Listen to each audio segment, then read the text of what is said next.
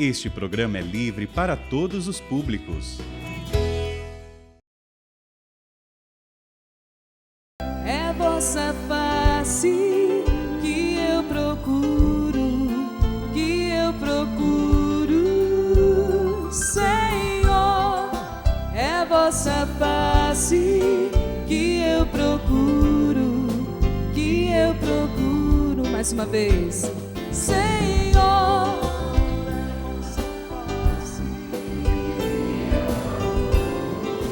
Que eu procuro, Ouça, Senhor, é a vossa parte que eu procuro.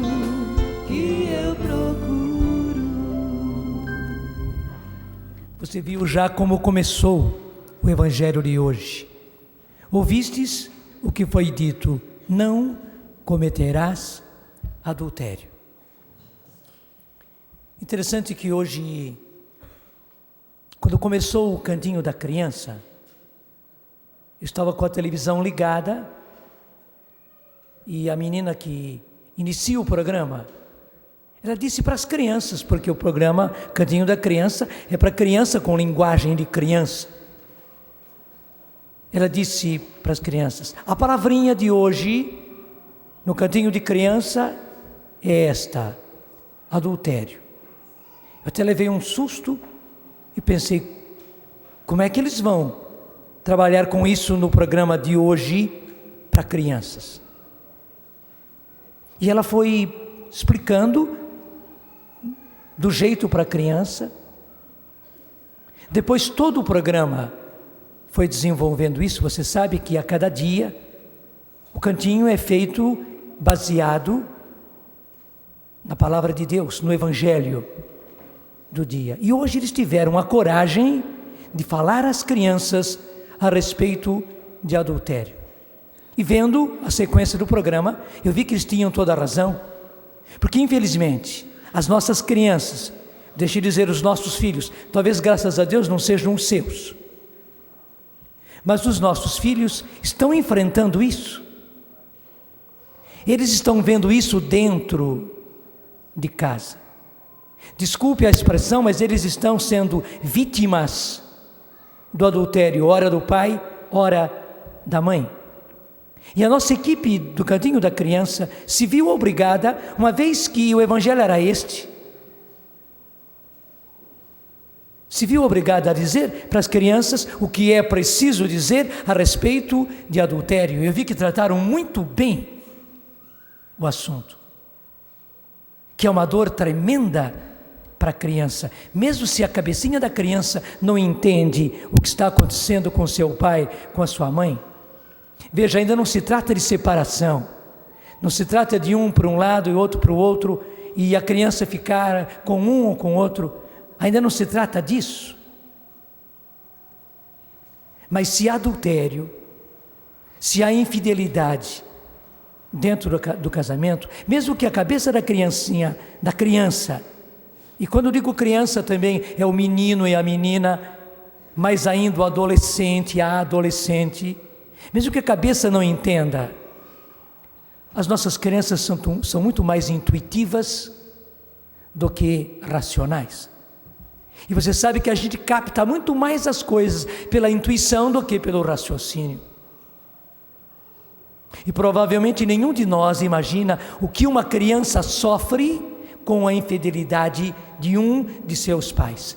Pior ainda, quando os dois resolvem viver na infidelidade, até vivem esses contratos terríveis, onde os dois combinam viver em infidelidade, cada um manda a sua vida para frente, vivendo com quem quer sexualmente, né? Embora os dois estejam em casa por mil motivos, até mesmo por motivos econômicos, não sei, por causa dos filhos. Você não imagina como os filhos sofrem. Mas eu quero dizer algo mais. Como a grande instituição de Deus, que é o casamento, sofre com isso. Eu vou mais fundo ainda dizendo que enquanto Deus constituiu o casamento, e Jesus no Novo Testamento fez dele um sacramento, o matrimônio, portanto o elevou a classe, o levou à dimensão sobrenatural. Para os cristãos, o casamento não é só casamento. Para os cristãos, o casamento passa para uma dimensão sobrenatural. Sai do natural, sai do humano e entra para a dimensão sobrenatural. Nós ainda não entendemos isso. Precisamos caminhar muito, precisamos saber muito mais ainda a esse respeito. Todos nós, a partir de nós, padres, eu digo também os teólogos, e não digo apenas os grandes teólogos, mas os teólogos que levam esse ensinamento, essa doutrina para os casais, para as famílias, para os jovens. Temos que saber muito mais a respeito dessa dimensão. O casamento dos cristãos não é igual aos outros casamentos, não é. Não é mesmo porque não é igual. Assim como o pão e o vinho, antes da consagração e depois da consagração, não são a mesma coisa. E todo mundo sabe, você sabe perfeitamente. Nós cristãos entendemos que não é a mesma coisa, embora se veja, se toque, se apalpe, se sinta até o gosto do mesmo jeito, mas você sabe que não é a mesma coisa igualmente. Embora o casamento dos cristãos se passe igual aos outros casamentos, embora o casamento dos cristãos se passe com as mesmas dificuldades dos outros casamentos, o casamento do cristão não está mais na dimensão natural, humana. Como aquele pão consagrado não está mais da dimensão natural, na dimensão humana.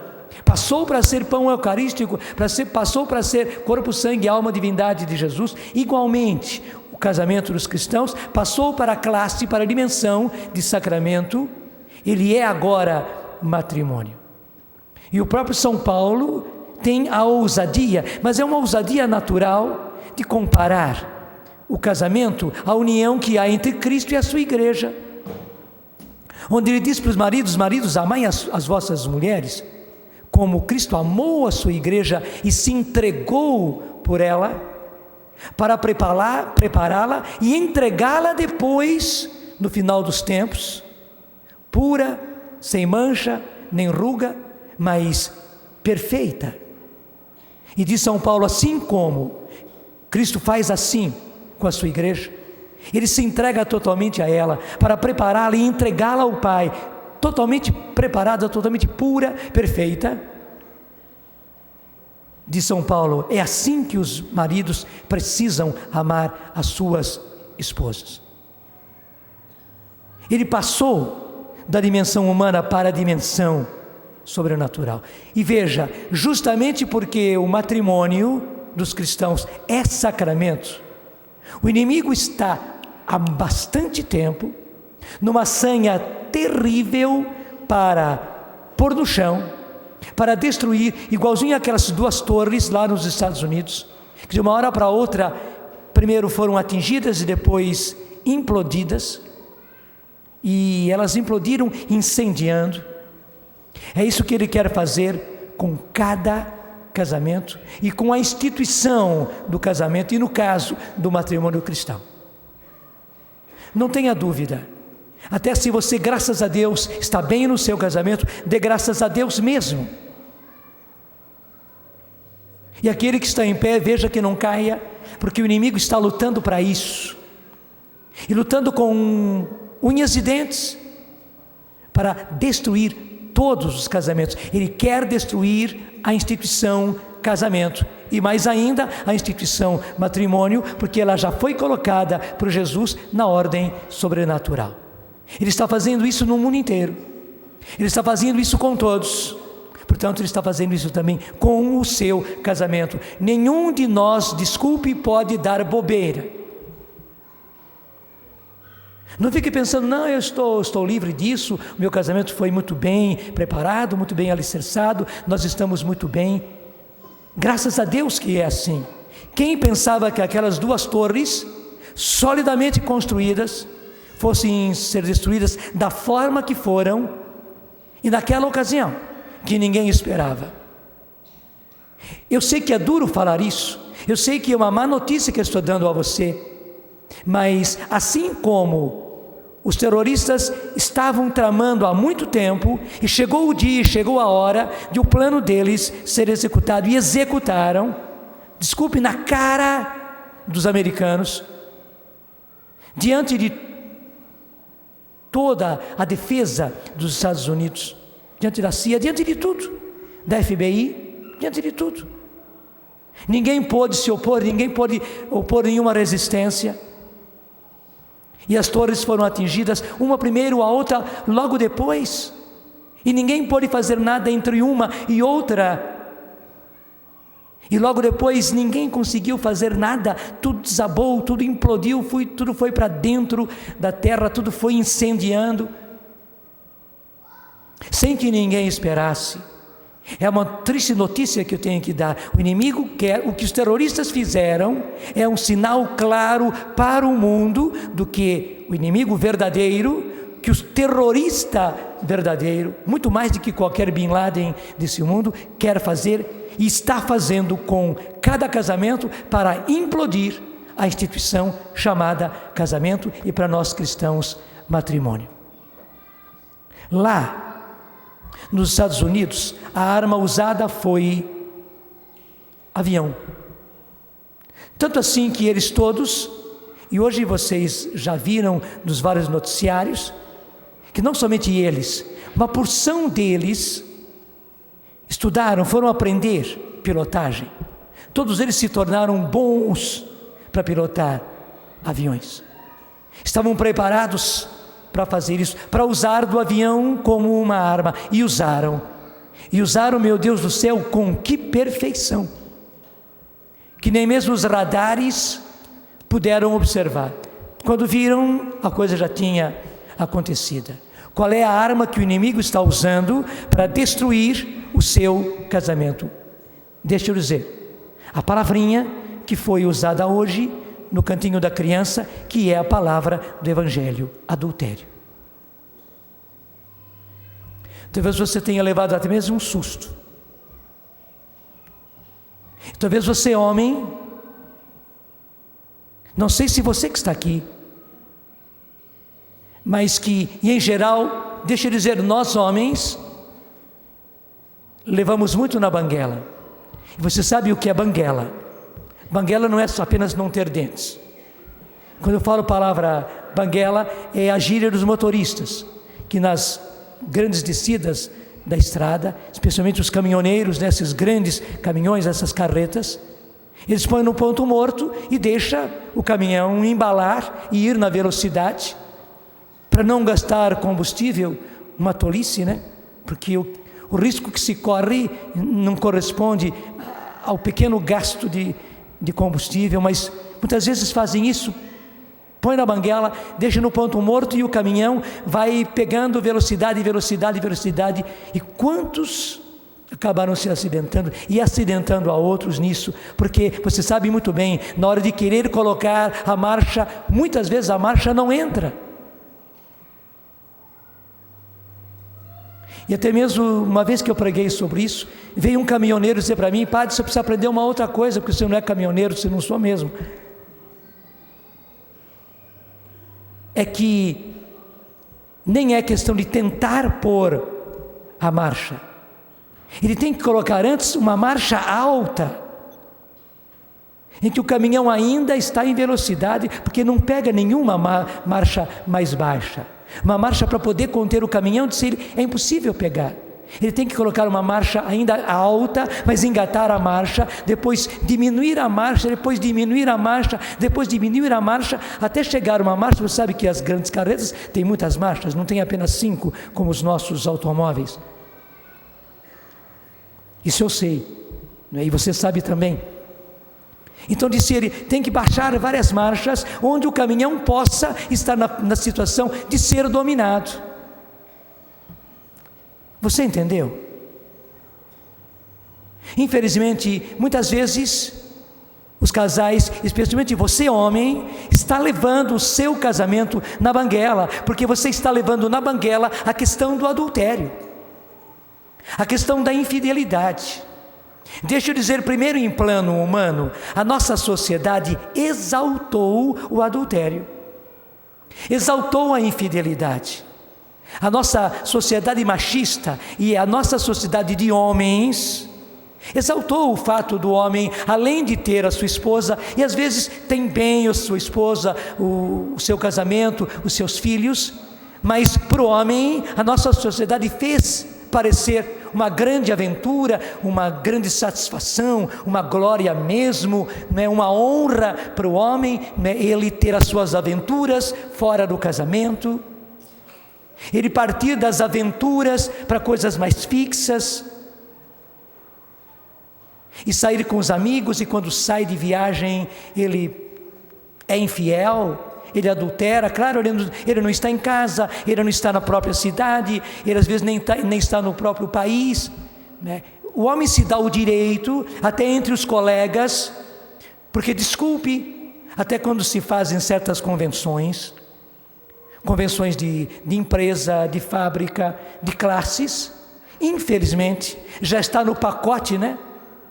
E aqueles que preparam a convenção já dispõem também as mulheres para depois estarem com os homens à noite. Eu estou falando uma coisinha assim, do tanto assim que vocês conhecem, mas pelo menos um tantinho assim eu preciso dizer, você vive essa realidade. Não estou dizendo que você pratique isso, mas você vive essa realidade. Você sabe o mundo em que nós estamos e que você, como casado, você como profissional, você está. Onde já faz parte da convenção, tornou-se clássico,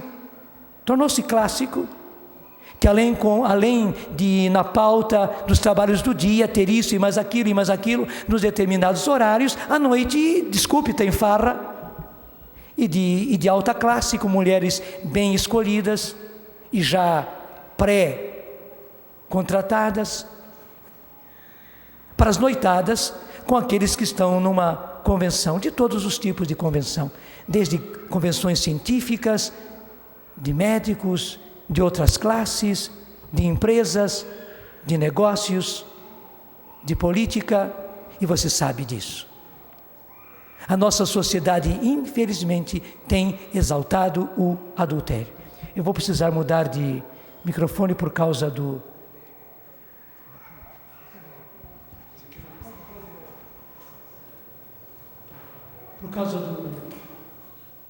sol. Ruim para vocês e ruim para mim, e pior para quem está em casa vendo a imagem, né? Então, a nossa sociedade, infelizmente, acabou exaltando o adultério, a infidelidade.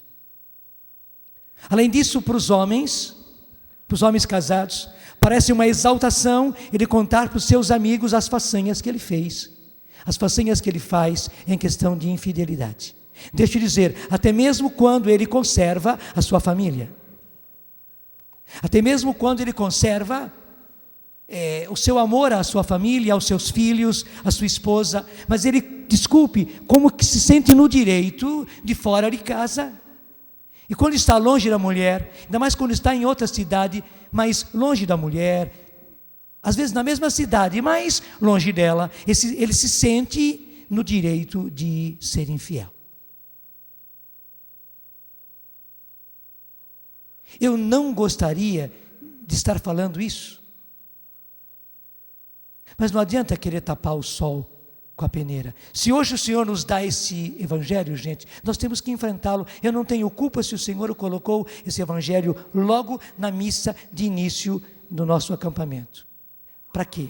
Para limparmos a área logo de começo.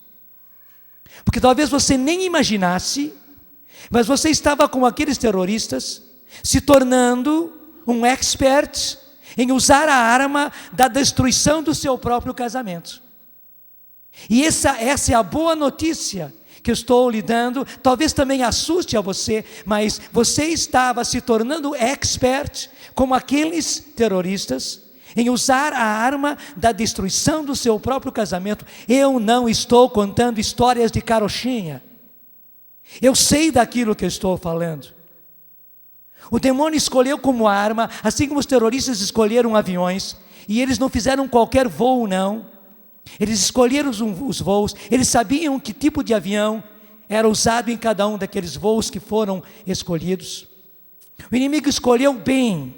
Ele poderia escolher muitas armas para destruir o casamento. Ele escolheu justamente, ele tem as razões dele, ele escolheu o adultério, escolheu a infidelidade. Se você não quer que eu chame de adultério, eu vou chamar só de infidelidade.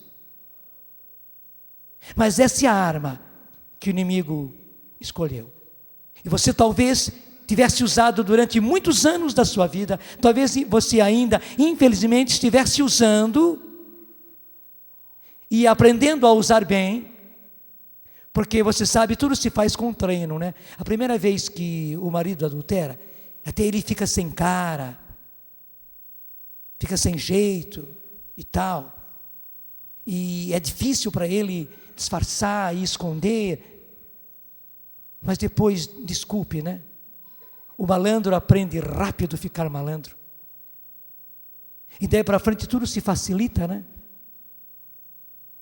E daí você se torna mestre.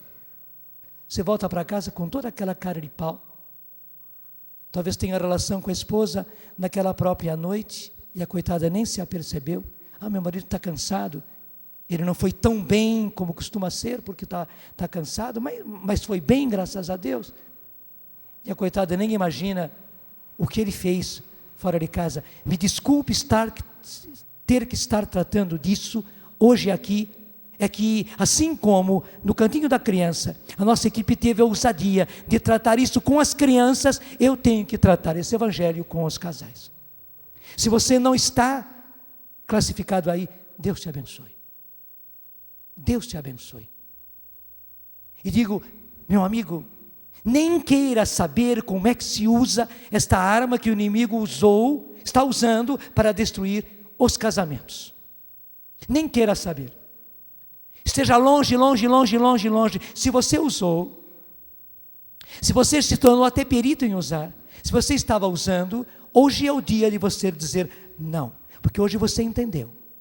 O inimigo estava fazendo você de bobo, viu? Desculpe, o homem não gosta de ser feito de trouxa, mas eu sou obrigado a dizer, ele estava fazendo você de trouxa, ele estava usando do seu machismo, ele estava usando justamente do seu ser de homem, ele usou toda a sociedade, usou dos seus amigos, usou daquilo que já aconteceu com você, usou das revistas, dos vídeos, dos filmes, das novelas, usou da mentalidade da nossa sociedade hoje, para fazer você pensar que isso, aliás, era uma coisa devida ao homem, que era muito bom o homem ser assim, e fazer assim, porque o homem é assim, ele pode ter realmente a sua família bem constituída, mas ter as sucursais, né? Ter as pequenas empresas paralelas, e as pequenas aventuras paralelas, mas eu sou obrigado a dizer a você que não. Primeiro porque fidelidade quer dizer fidelidade, e a fidelidade é dos dois lados, não é só para a mulher, porque infelizmente os grandes machões, os grandes experts em adultério, não admitem a infidelidade da esposa. Se eu fizesse uma enquete rapidinha aqui entre os homens, a gente ia ver que 99% os homens, né, não aceitam de maneira nenhuma, e especialmente aqueles que são bons mesmo no adultério, na infidelidade, esses não admitem de jeito nenhum a infidelidade da própria esposa. 2 pesos e 2 medidas, só que isso não pode continuar. Mas não é a principal razão, e hoje estou lhe revelando que o inimigo escolheu como arma para explodir, para destruir, para pôr no chão os casamentos e o seu casamento. Ele escolheu como arma a infidelidade. Você vai ser trouxa de continuar sendo usado pelo inimigo para destruir o seu próprio casamento? Você quer ser como aqueles terroristas que morreram junto com os aviões que eles usavam e destruir a sua família? É claro que você não quer. É por isso que você está aqui hoje. É por isso que você está vendo, está tendo a coragem de continuar vendo pela televisão esta pregação que eu estou fazendo. Então eu lhe digo hoje, estou pedindo ao Senhor que dê a você, pelo seu Espírito Santo, um tal arrependimento e uma tal decisão, que você hoje se decida a pôr um ponto final a tudo que foi e a tudo que é infidelidade na sua vida. Primeiro, porque o seu casamento merece. Segundo, porque o casamento, a instituição casamento merece. E terceiro, porque o matrimônio que Jesus elevou à ordem sobrenatural merece. Porque veja, obrigado, pode aplaudir.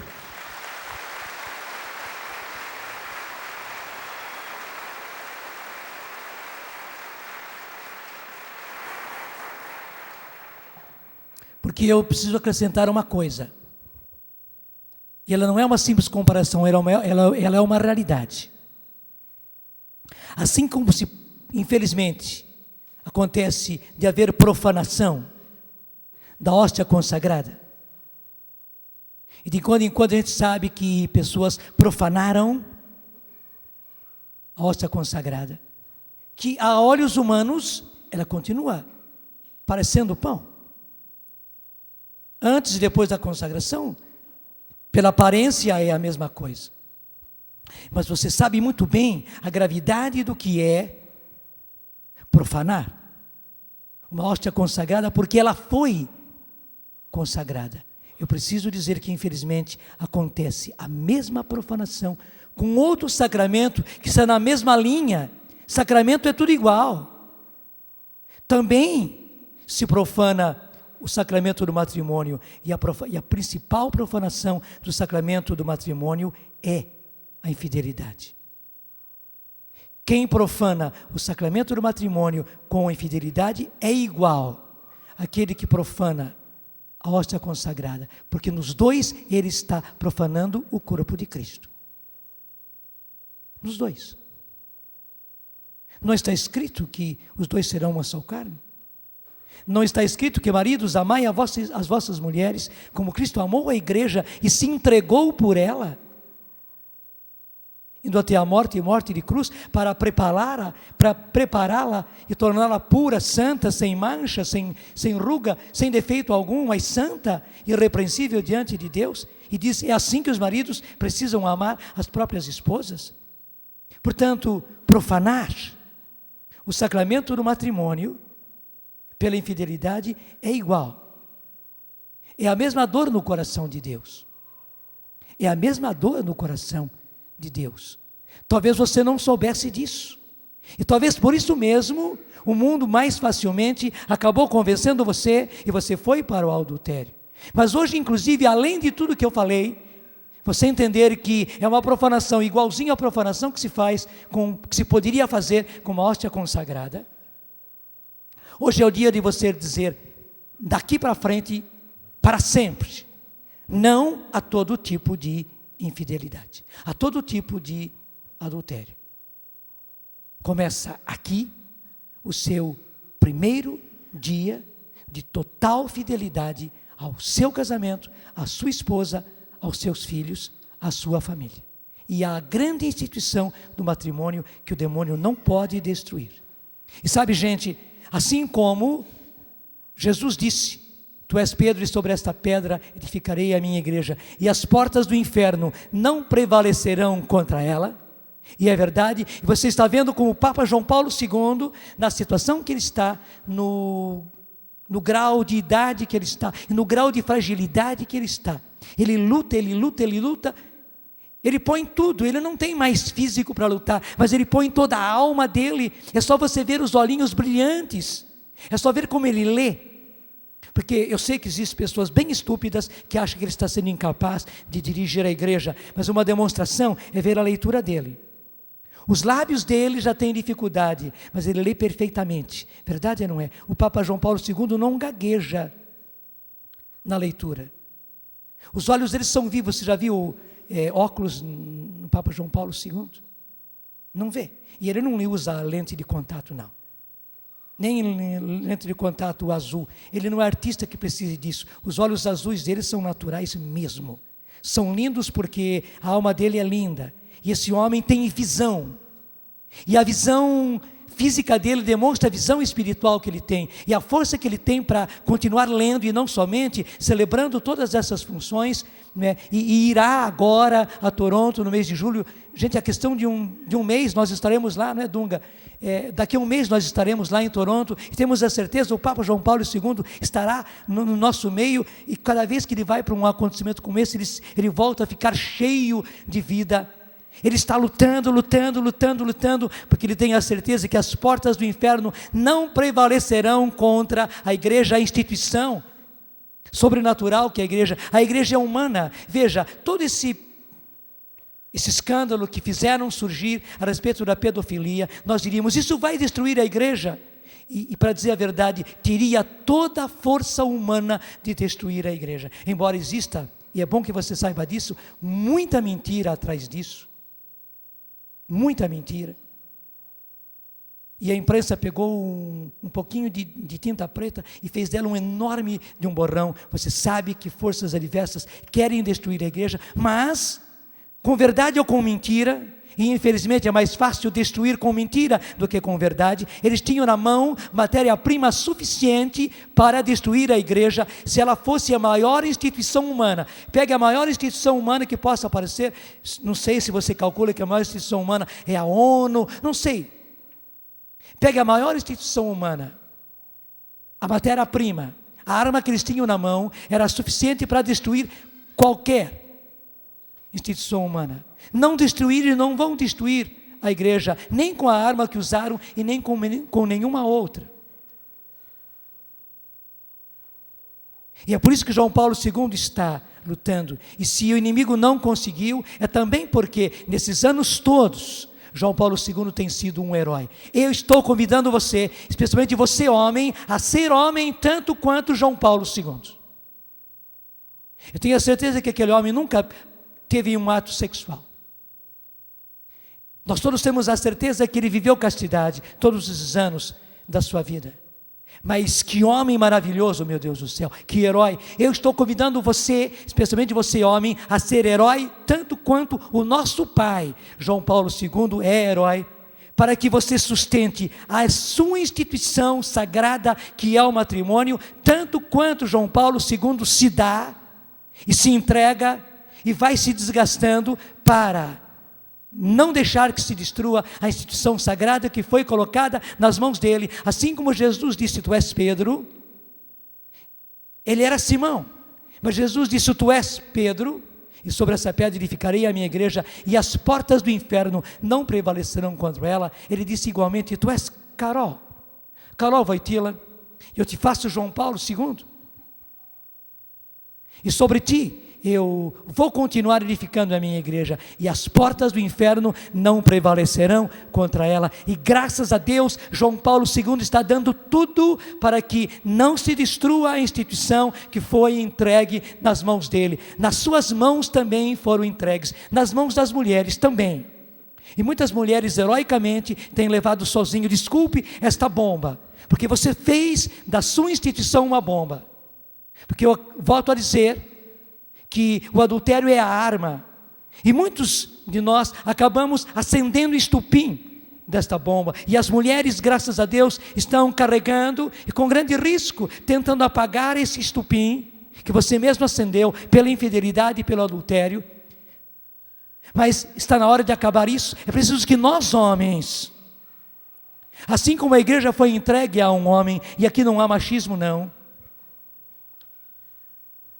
as mulheres são a semelhança de Maria. Tanto quanto nós somos a semelhança de Jesus. É por isso que Paulo vai dizer, maridos, amai as vossas mulheres, como Cristo amou a igreja e se entregou por ela. Elas na igreja são Maria, nós somos Jesus. Claro, elas são a semelhança de Maria, nós somos a semelhança de Jesus. O repuxo que Maria aguentou, elas têm que aguentar, estão aguentando. E o repuxo que Jesus aguentou, nós homens precisamos aguentar. Eu estou convidando você a começar a partir de hoje a ter o heroísmo de João Paulo II, para que não caia, para que não se destrua, para que as portas do inferno não prevaleçam sobre a instituição sobrenatural. Igualzinho à igreja, gente, tanto assim que a igreja chama os nossos lares, as nossas famílias, de igreja doméstica. E é verdade. Eu sei que a gente precisa, em primeiro lugar, conhecer a igreja na sua totalidade. Mas assim como cada uma das nossas células, e toda a descoberta do DNA, e todo o trabalho que se faz hoje com o DNA, mostrou que cada uma das nossas células é preciosíssima, ela traz em si, né, o que somos nós. Igualmente, cada igreja doméstica, que é a família, traz tudo aquilo que a igreja é. Eu diria o DNA DNA da igreja é a família. Você precisa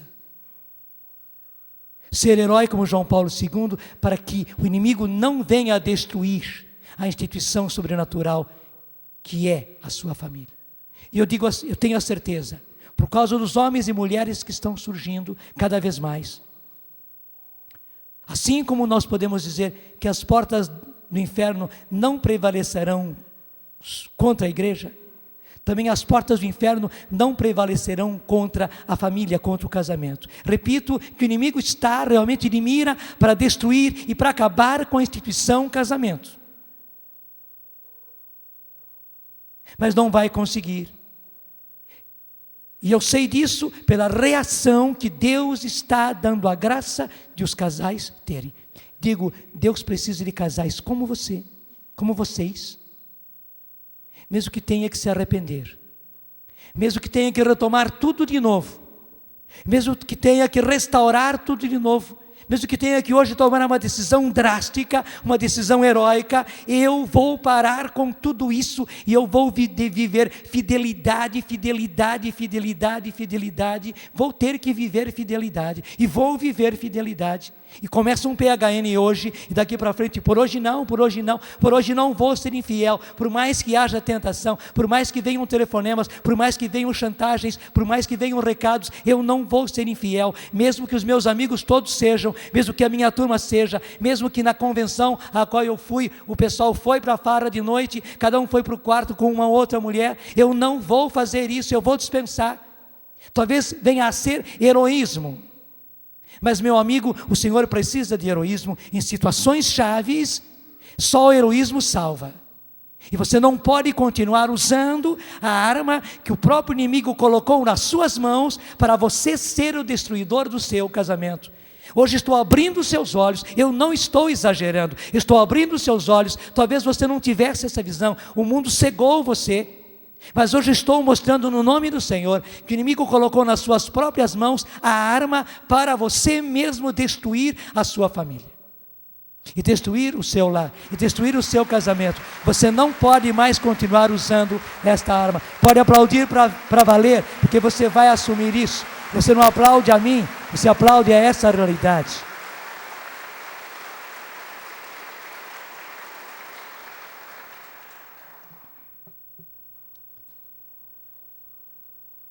Se Deus quiser, nós vamos continuar a partir daqui, porque já o evangelho de hoje é rico.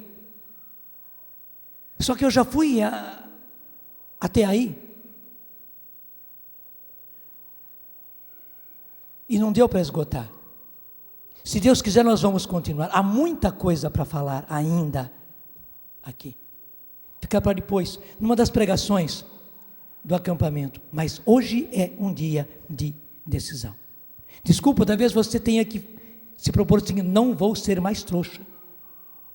Talvez você fique repetindo hoje a noite inteira: não vou ser mais trouxa, não vou ser mais trouxa, não vou ser mais trouxa. E não seja mesmo, porque na verdade o inimigo fez de você trouxa. Sem que você soubesse, ele fez de você o destruidor da sua própria família, o terrorista que estava planejando sem saber que estava planejando. É certo que os terroristas que destruíram aquelas duas torres sabiam o que estavam fazendo. Talvez você não. Você não sabia que o inimigo fez você de tão trouxa, que estava até pagando você muito bem, lhe dando assim honra, glória, né? Satisfação machista, em tornar você adestrado em fazer um troço, um negócio, que é o adultério, que é a infidelidade, para você mesmo, na hora que você também não esperasse, destruir a sua própria família, o seu próprio casamento e em cima da sua própria cabeça. Uma das vítimas seria você. E segundo, o inimigo estava fazendo de você trouxa, para você, em cumplicidade com outros, porque você viu que naquele atentado eram vários, porque cada um daqueles aviões tinham várias pessoas, e houve vários aviões que estavam em funcionamento, indo para os diferentes lugares, os 3 diferentes lugares que eles queriam atingir. O inimigo queria que justamente, junto com outros, você fosse um daqueles usados por ele para destruir a instituição matrimônio e a instituição casamento.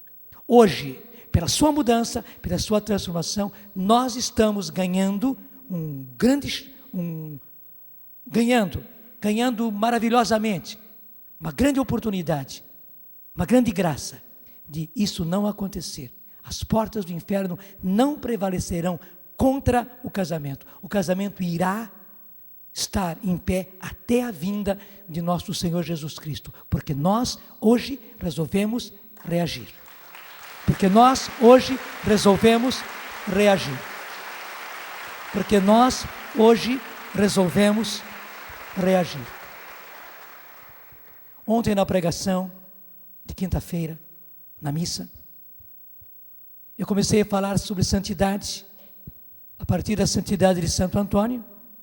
E quando eu percebi, eu estava falando de cheio da minha família, do meu pai e da minha mãe. E hoje eu trago para você, em ligação com aquilo que eu falei ontem, uma bomba. Como foi uma bomba para mim, como foi uma bomba para minha família.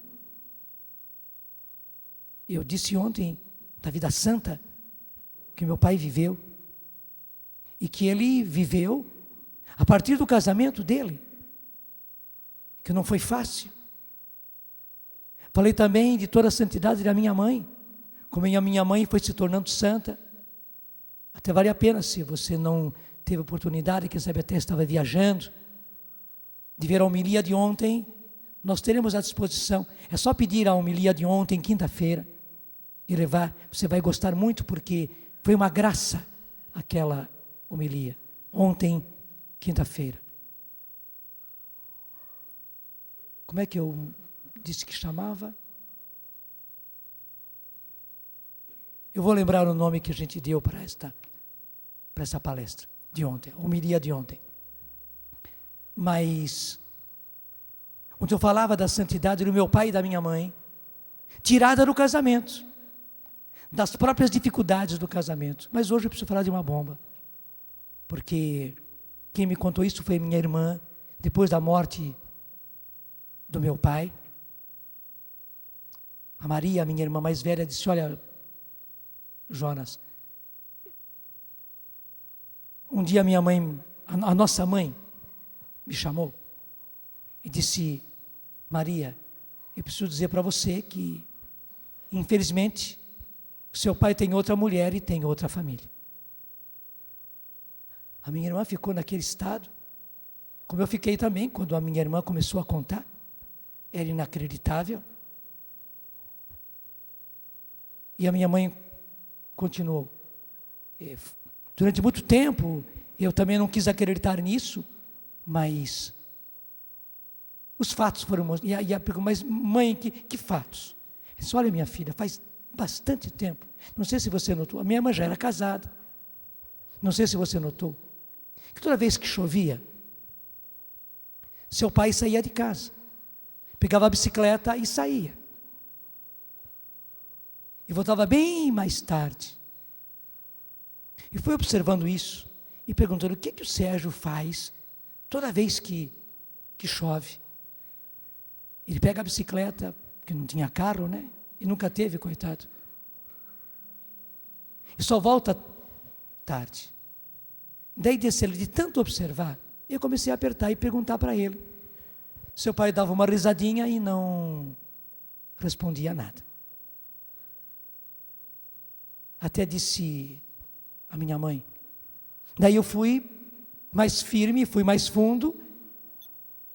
E uma vez eu falei para ele com toda a franqueza: Sérgio, tudo que está acontecendo mostra que você tem outra mulher, você tem outra família. Porque toda vez que chove, você pega a bicicleta, você sai. Onde é que você vai? O que você vai fazer?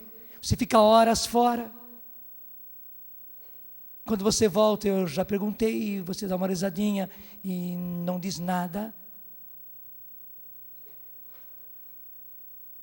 Claro, minha mãe não foi só com isso, ela foi fundo, ela falou, e sabe, quando a mulher fala disso, os sentimentos vêm. Minha mãe falou para valer, minha mãe era nervosa, contava ontem também pela doença dela. Meu pai escutou, depois fez um carinho nela e disse: velha, não fica pensando, chamava de velha, né? Velha, não fica pensando nisso, não é nada disso. Mas a minha mãe não ficou satisfeita. A palestra se chama Fábrica de Santos. Então, quem quiser comprar uma fábrica de Santos, tem à venda aí. A palestra de ontem, de quinta-feira, a homilia se chama Fábrica de Santos. Está aí à disposição. Está vendendo baratinho, né? Uma fábrica de Santos, não é toda hora que a gente pode comprar. Compre e vai ter bom resultado. Minha mãe continuou a observar e a coisa continuava do mesmo jeito. E é claro, você já deduziu que outras vezes minha mãe foi para cima de meu pai, querendo saber o que ele estava fazendo. E contou tudo isso para minha irmã. E disse: Maria, observa. E a minha irmã começou a observar. Já era casada e tal, mas começou a observar. Até veio ficar mais frequentemente em casa. E a minha irmã reparou que realmente isso acontecia. Claro, a minha irmã não teve a coragem de abordar meu pai. E nesse ínterim, meu pai morreu. Ele teve um problema cardíaco, ele teve um infarto. Ele era muito forte, ele aguentou. Mas depois de passado um tempo, ele teve um segundo infarto. E daí papai faleceu. Justamente no dia 13, ontem, foi aniversário da morte de meu pai. Quando eu acabei contando tudo isso. Digo que, na verdade, eu não contei me lembrando que era o aniversário da morte do meu pai. Mas foi. Eu sabia que era aniversário dele. Mas eu fiz a pregação de ontem sem me lembrar que era isso. E hoje eu estou acrescentando este fato. O papai faleceu no dia 13 de junho. Para nós foi muito duro. O papai tinha apenas 63 anos. Ele ia completar 64. Eu já tenho 65. Portanto, meu pai, que era muito forte, meu pai tinha quase 1,90 m, meu pai magro, tinha 100 quilos, foi pedreiro a vida inteira, mas por causa do coração, morreu com apenas 63 anos, sem ter completado 64. Foi muito duro para todos nós. Imagine como eu, filho, como eu sofri. Eu sou o primeiro de casa.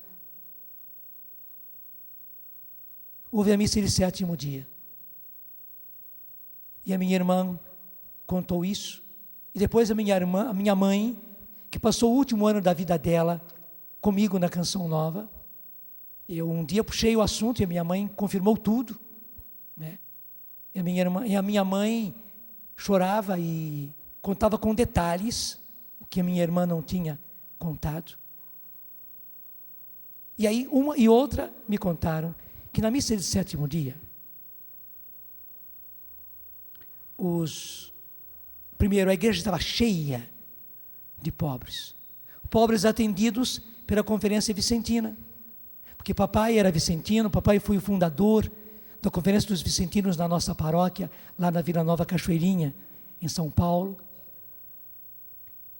Nossa Senhora das Graças, foi ele quem fundou a conferência, e foi vicentino aqueles anos todos.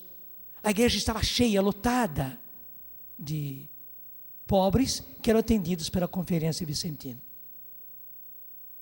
E no final da missa, quando as pessoas foram cumprimentar a minha mãe, e daí também os filhos, né? Mas principalmente a minha mãe chorava, sem parar, e as pessoas pensavam que a minha mãe estava chorando, porque desconsolada pela morte do meu pai. Não era, não. É que foram 2, 3, 5, 8, 10, 12 pobres, e às vezes era o marido e a mulher que chegavam para minha mãe e dizia: Dona Josefa, muito obrigado pelo seu Sérgio,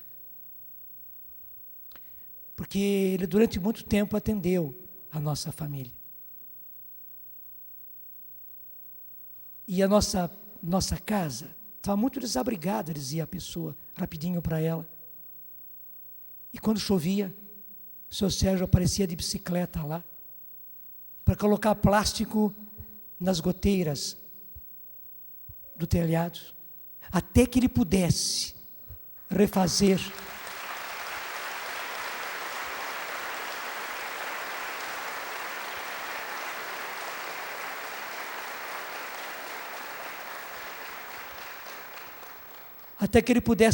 o telhado. E o seu Sérgio refez o telhado da minha casa. Ele mesmo comprou as telhas, ele mesmo com o pedreiro fez o telhado. E gente, foram 10, 12, 15 famílias. Imagine o quanto a minha mãe chorou. Ele acabou escondendo da mão esquerda o que a mão direita fazia, não é? E ele não teve a coragem de dizer para minha mãe que era isso que ele fazia quando ele saía com a bicicleta. Essa infidelidade para com sua esposa, você pode ter. E tenha mesmo. E tenha mesmo.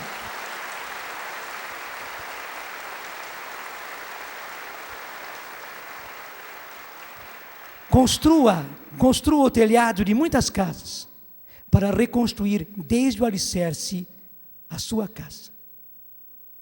Construa os telhados de muitas casas. Talvez você não vá fazer telhado, mas construa os telhados de muita gente, para reconstruir desde o alicerce a construção da sua própria casa. E nós estamos pedindo, Senhor, que já agora o Senhor derrame o Espírito Santo, com a renovação do sacramento do matrimônio, com o dom da fidelidade para cada um desses teus filhos e filhas, que o Senhor mesmo uniu pelo sacramento do matrimônio. Sim, muito obrigado, Senhor, porque no dia do casamento deles, conscientes ou inconscientes, sabendo ou não sabendo, romanticamente ou falando para valer, eles disseram, até dizendo o nome um do outro: eu te recebo como minha esposa, como meu marido, e te prometo ser fiel, amar-te, respeitar-te, na saúde e na doença, na riqueza e na pobreza, nas lutas da vida, todos os dias da nossa vida. E o sacerdote disse: Deus confirme essa união que estabelecestes diante da sua igreja. E aquilo que Deus uniu, o homem não destrua. Sim, Senhor, eu estou pedindo a graça do reavivar do sacramento do matrimônio, o reavivar da graça própria do sacramento do matrimônio de cada um desses vossos filhos e filhas. Sim, nosso Senhor e nosso Deus, a chave do matrimônio é a fidelidade. Se houve infidelidade, Senhor, dá a graça do arrependimento, dá a graça da confissão, Senhor, dá a graça da decisão, dá a graça do recomeço, dá a graça, Senhor, do PHN a cada dia, Senhor, para homem e para mulher. E que na fidelidade, Senhor, eles reconstruam o próprio lar. E nós estamos pedindo todos em conjunto, Senhor, que pela fidelidade o inimigo não tenha vez, que este casamento, Senhor, que esta família, Senhor, que essa igreja doméstica, Senhor, não seja destruída. O inimigo quer destruir, mas que ele não destrua, que ele não tenha o poder de destruir, Senhor, pela fidelidade. Que não aconteça, Senhor, que o inimigo use do homem ou da mulher pela arma da infidelidade e do adultério para destruir este casamento, este matrimônio, esta família, esta igreja doméstica. Hoje, Senhor, no Teu nome, nós estamos pondo um ponto final. Todos aqueles que de mil maneiras tinham nas mãos esta arma destruidora, que é a infidelidade, Senhor, que essas armas sejam depostas, que essas armas caiam no chão, que haja decisão, Senhor, que haja confissão, Senhor, que haja recomeço, e que haja decisão, Senhor, para valer. Que eles comecem hoje o primeiro dia do resto da sua vida de fidelidade, e sempre fidelidade, e a cada dia fidelidade. Por hoje não vou ser infiel, mas ao mesmo tempo, por hoje eu vou ser fiel às 24 horas do dia. Amanhã será outro dia, mas por hoje eu serei fiel às 24 horas do dia, perto ou longe da minha casa, próximo ou distante da minha esposa. Hoje, das 24 horas do dia de hoje, eu serei fiel. Fiel à minha esposa, fiel aos meus filhos, fiel à minha família, fiel à minha igreja, fiel ao meu Deus. Dá, Senhor, ao homem e à mulher esta graça, a graça da fidelidade pelo Teu Espírito Santo. E refaz tudo, Senhor, aquilo que foi errado, aquilo que foi pecado, aquilo que foi até mesmo vicioso, Senhor. Desfaz tudo, destrói tudo, Senhor. Põe no chão tudo aquilo que é mal, tudo aquilo que é errado, Senhor. E que tudo se reconstrua agora, Senhor, pela pedra preciosa que é a fidelidade. Dá, Senhor, pelo Teu Espírito, pelo batismo do Teu Espírito, a graça da fidelidade a cada um desses Teus filhos e filhas, no nome do Pai, do Filho e do Espírito Santo. Amém. Qual é a música? Pode aplaudir e pode ficar em pé. Pode ficar em pé.